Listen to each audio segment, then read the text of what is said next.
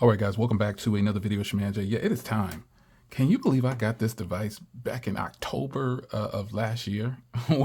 we're in June of 2024, and I got this in October of 2023. And that is a lengthy time to use the same device for me.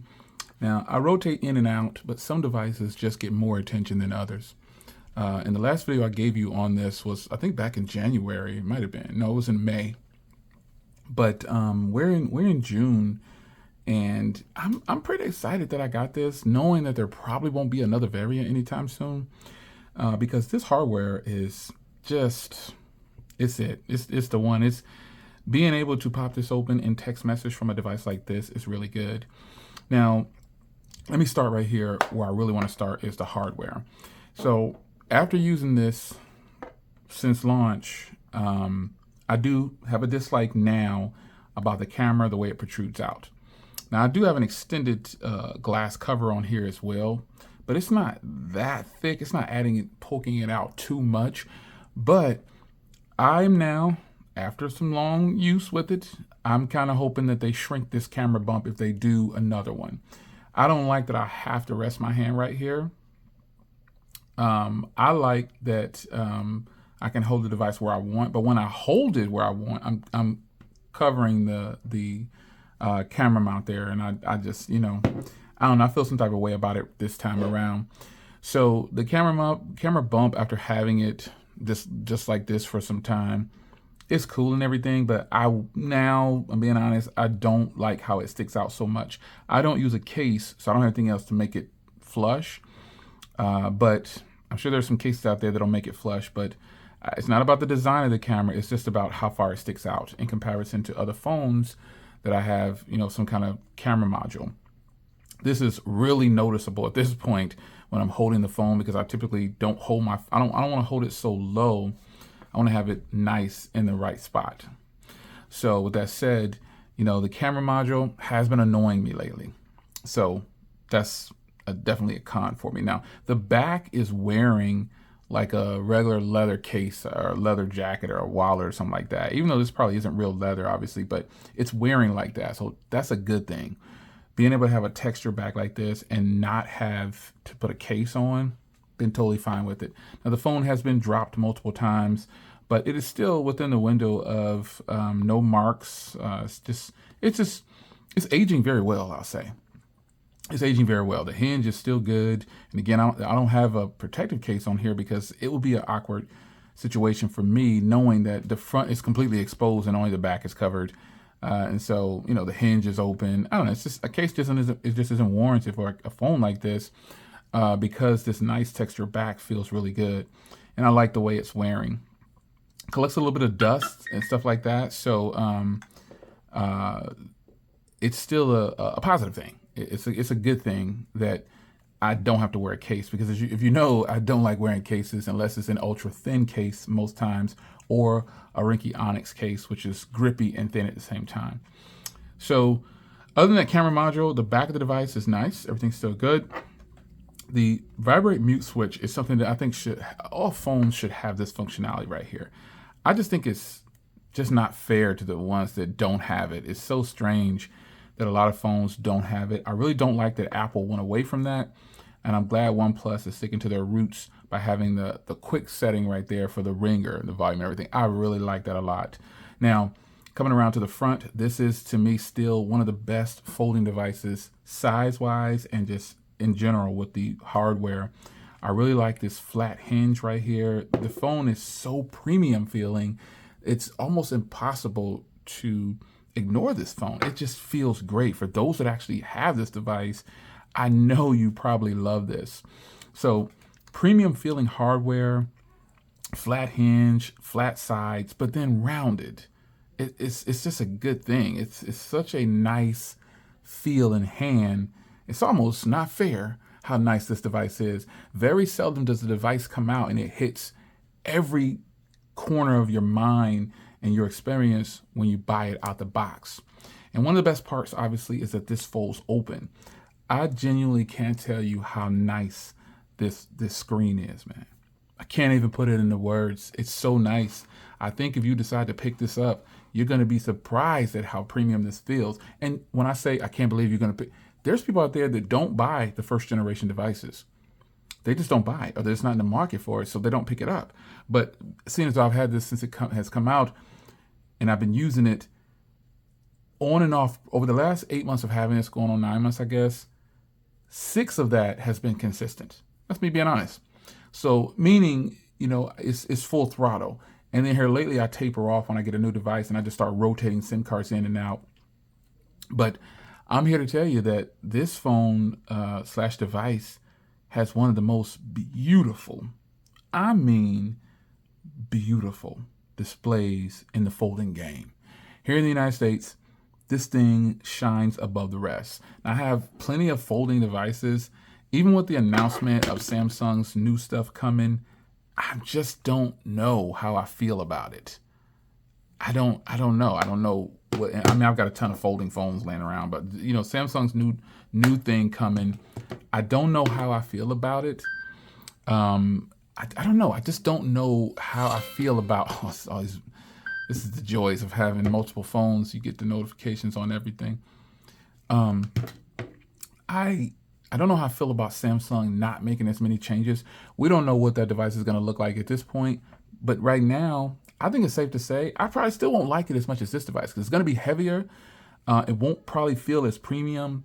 Hopefully they'll switch to the flat sides. This is a super thin device too. I don't think Samsung's doing anything like that. I think the leaks that have come out have already confirmed some things. So I won't be that excited about it. Will I buy it? I probably will, just because for review's sake, but I don't think it can top this device. It may top it in cameras, maybe, but another area that this device that you can't really see per se, you have to experience, is battery life. And that is another area where this device shines over a lot of other folding phones out there. It's battery life. It is just phenomenal battery life, period. It's just good. It can last you all day into the next day, depending on how your usage is and how you go about your day, what you have syncing, things like that. So I typically use this device folded open a lot for text, emails, web browsing. It is definitely open a lot. But if I'm in an area where I'm trying to be discreet, it's like this. But then that con cam comes in for this area right here, which I don't like, because ultimately what I'm doing is I'll have to clean the camera module unnecessarily a lot, because I use my phone's cameras a lot. And that is where I go next. But before I go to that camera quality, this is another con. This is the reason that I keep the device open a lot. I got more stuff on the screen, and with it like this, I'm limited to 4 icons. I just think that is the stupidest. This 4 across is just dumb to me. It's so annoying. I have tried multiple times, and it is just not possible. They don't allow it. Period. They don't allow it, and so it's super frustrating. Along with that, camera module is annoying me now. It took a long time to annoy me, but it definitely annoys me. But this 4 across thing here, super annoying. Now, camera module definitely comes into play here. So you can see already it's 10-bit color. I mean, it's just a given that this phone, with the Hasselblad setup, it's a given that this phone is going to be good. Let me grab something here. And just flip this around here. I mean, oh my God, this is such a good quick shutter. Okay. Look at this. Oh my God. That's just phenomenal quality, man. There's no easy way to, let me grab something of color. Oh man, look at the adjustment for macro. 10-bit color shining through. Fast shutter time. High quality footage. This is just why I really enjoy these cameras. And I mean, we don't even have to get into video. I have, because video is where it's at. I just take some photos and I do video, but I definitely like being able to control the aperture with the portrait style video. But another con that comes in is, as you can see there, it switched from 4K. You still cannot do 4K with this device in portrait style video. So if you didn't catch that, check it out. Just watch the top of the screen there. It switches to 1080p 30. That's a huge con because every other device I'm using definitely does 4K portrait video, and that is something that I really enjoy. But unfortunately, it's not happening with this device. Other than that, other than that, I'm happy with it. I think if you're in the market for a strong set of video cameras, look no further. And I love also being able to turn on the screen, the cover display up here. No, that's that one, not that one. That's not what I want to do. This one here. There you go. I know. Okay, yeah. I love being able to have the preview on like that. Oh, that's just so beautiful. And by the way, today's video is sponsored by me, which is sponsored by that guy, the Samsung Galaxy S23 Ultra. Yes, I still use it, but I love the camera module on here. I just love everything about the settings here, being able to shoot video, do everything here, man. From this screen, this is the advantages of having a folding device. You have way more control. You just have everything at your fingertips, and you don't need anyone to help you. That is one of the most important things. So quality from the OnePlus Open, hands down, is some of the best quality for portrait video and video. And I credit that to them having that little deal with Hasselblad. These are, and you know, some of you guys have been asking, you know, when are you going to review the OnePlus 12? I'm probably not, because this is like the OnePlus 12 on steroids to me. I get the best of both worlds. I get a folding device, and I get these beautiful Hasselblad cameras with the battery and everything. I just get it all right here. So I don't see the need to pick up the OnePlus 12. That's just how I feel right now. And I've said a bunch of, I'm surprised actually at how many people want me to review the OnePlus 12. It's kind of a shock. Like, who am I? I'm just a guy posting his opinion online about phones. But at the same time, I'm objective as possible. Subjection to a lot of things. A lot of this stuff is subjective, but some things are just, it is what it is. The OnePlus 12 is probably a phenomenal device, but can you see my point of view for a minute when I tell you I don't really have a need for it right now? I know you're probably saying, well, Jay, you buy every phone. I do. You buy multiple Samsungs, you buy multiple iPhones. I do. But after having this device right here, man, I've been just so happy with it. When I put my SIM card in it, man, and I'm gonna put my SIM card back in it when I leave this video. I just think it's a hit, man. I think it's something that is overall been a great experience. And if you have not experienced, if you don't like folding phones, this might be one that you might like. I haven't had any problems with the exterior screen or the internal screen. Obviously, I keep it protected or whatever. When it's closed, it's protected. But there's just so much about this that I really like in comparison to other folding devices. I like that it's matte all the way around the edges. It's just here. It's just a good look. It's just a good experience on the device, period. It's just a better experience than my Samsung foldable. It's hard to put into words, but rest assured, this is the best folding phone I've used in quite some time. I like it better than my Pixel Fold. Yeah, my Pixel Fold is down here somewhere. Here we go. And I love the Pixel Fold. But this just feels like it's done right. Like, I'm ready for them to do a much better job. It must have died on me. I know it's powered off. I need Google to come with something with this type of hardware. This is beautiful. Okay, the Pixel Fold is phenomenal. The size of the Pixel Fold is perfect. But the Pixel Fold feels like a paperweight compared to this phone right here, man. This phone has got a bigger display in every way. It's a little taller. It's a little narrower. It just feels better.